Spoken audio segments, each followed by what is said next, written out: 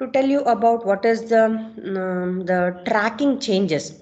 So you are one developer in a project. I am also a developer in that same project.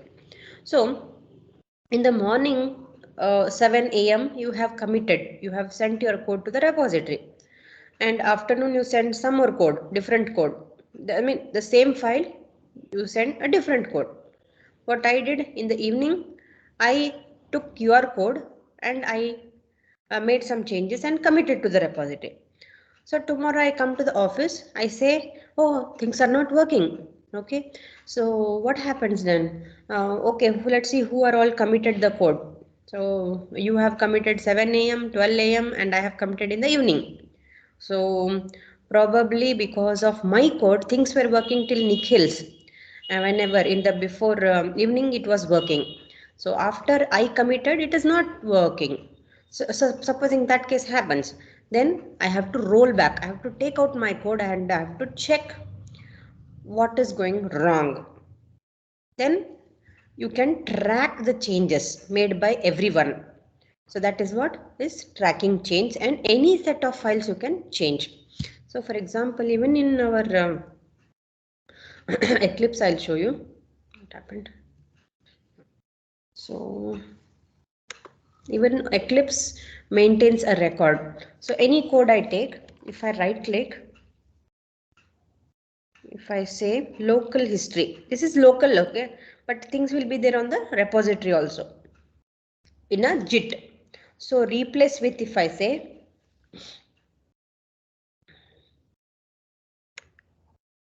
then okay, I don't have anything. Okay, just hold on. I will check one of the files where I have something. So this is one file, any file. Okay, I right click.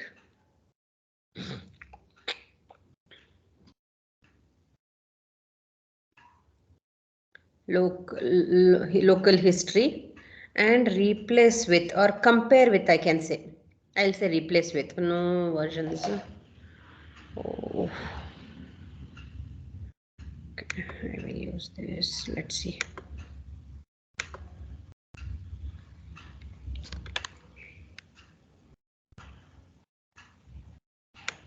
How it will maintain different versions. Oh God. Because this is my new development workspace, so maybe it does not have.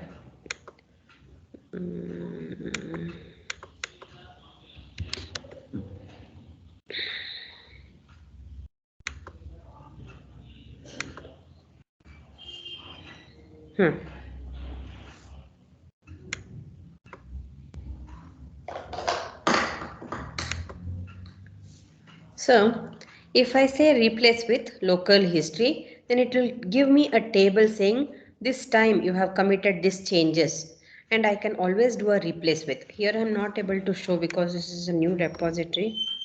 I hope you understood what I'm trying to say. Yeah. Okay, so yes, I will check. Wait, it will list out different versions. Let me switch my workspace.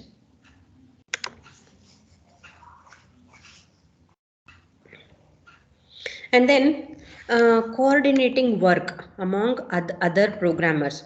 So we can always say, okay, this is what I have checked in, this is what I have taken out. All code tracking can be done using the GIT repository. And collaborative development of the source code. Everyone can work together effectively using the GIT repository. Why we are particular about JIT? Everybody is talking about JIT. Why is that so? One of the biggest advantages, branching the capabilities. So what is branching? So basically one version we have released, 1.0 version we have released to the customer. Then that code, whatever we have in the repository, no, it will be tagged. The entire code, bulk of the code will be tagged as 1.0 version. Okay, from there we will make another branch of the code, that is called as we will split the code That is, entire code only will be split into a different branch, and then that branch will be used for next development, so that 1.0 will not be affected. It will be separated. That will be separate code. This will be a copy of that same code. So branching is nothing but copy the same code and use it for the next versions. It has a very good branching capabilities. Unlike centralized version systems, JIT branches are cheap and easy to merge. They are cheaper because it is again open source and easy to. It will help for merging issues. This facilitates the feature branch workflow popular in JIT users. Feature branch is isolated. Okay, this is what. Okay. So to have a JIT, we need to go to the JIT hub. Okay, if you want to work with the JIT repository or a version control system, then you can log in into the JIT hub, which will help us to host any project that has been developed using the JIT. And then it provides distributed version control of this JIT plus access control. You can do many things, not only version control or the code maintenance, but you can control bug tracking. Any bugs if there, you can do it in GitHub. Software feature requests, any new features you want to maintain, you can keep track of the new features in the GitHub. Task management, different tasks will be assigned, so you can maintain which task you will be doing, which task I will be doing. Every maintenance can be done in GitHub. Continuous integration. So every day, whoever has sent the code to the JIT, no, it has to be like a product. It has to form next day for testing people. So that is continuous integration has to be done, and that can be made possible using the GitHub. So basically, GitHub is nothing but code hosting platform. Okay, and for version control and collaboration. That is what is the meaning of GitHub. I have attached a YouTube video for more information.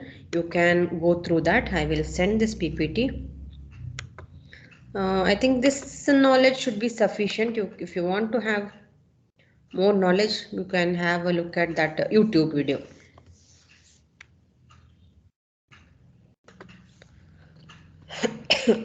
Fine.